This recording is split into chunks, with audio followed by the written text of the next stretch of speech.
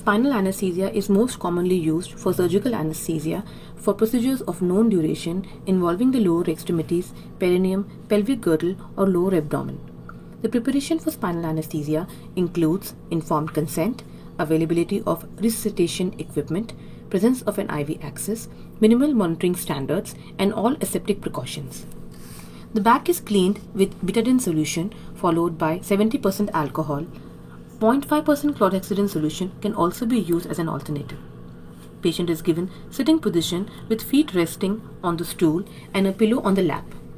Iliac crests are bilaterally palpated and the intercostal line corresponds to L4-5 interspace. An assistant maintains the patient in position by flexing the patient's neck and arms over the pillows, relaxing the shoulders and asking the patient to push out the lower back to open the lumbar spaces. We chose sitting position as it is easy to identify the midline.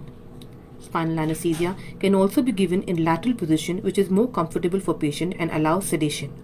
However, patient must be awake to recognize the sign of pain or paresthesia if needle is in close proximity to the nervous tissue.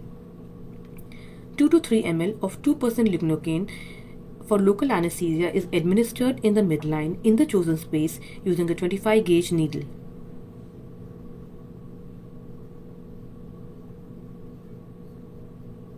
We leave the local anesthesia needle in the space as a marker for spinal needle. Back is then covered with sterile drapes, preferably one with a pre-existing circular cutout. Through the midline approach, we access the subarachnoid space between spinous processes, and in paramedian approach, we access the subarachnoid space through interlaminar space. We are using a 25 gauge Vitacare spinal needle with an 18 gauge introducer. The introducer needle is inserted at a slight Kefled angle of about 10 to 15 degrees through skin, subcutaneous tissue, supraspinous ligament up to the interspinous ligament. Introducer needle is stabilized with one hand, and with the other hand the spinal needle is introduced with bevel parallel to the midline.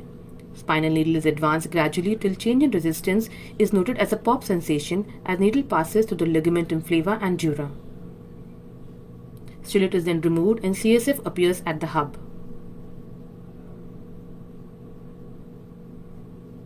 We now stabilize the spinal needle against the patient's back, attach the syringe containing the therapeutic local anesthetic dose to the needle hub and check for free aspiration of CSF. Drug is then injected at a rate of 0.2 ml per second. Before complete injection of the drug, CSF is again aspirated to confirm intrathecal delivery of the drug.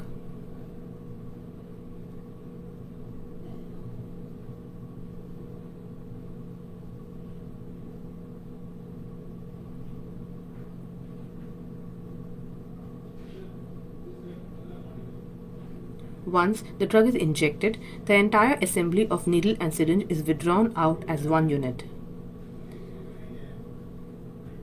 A timer is started to document the start of spinal time. A small, sterile, padded dressing is applied at the back.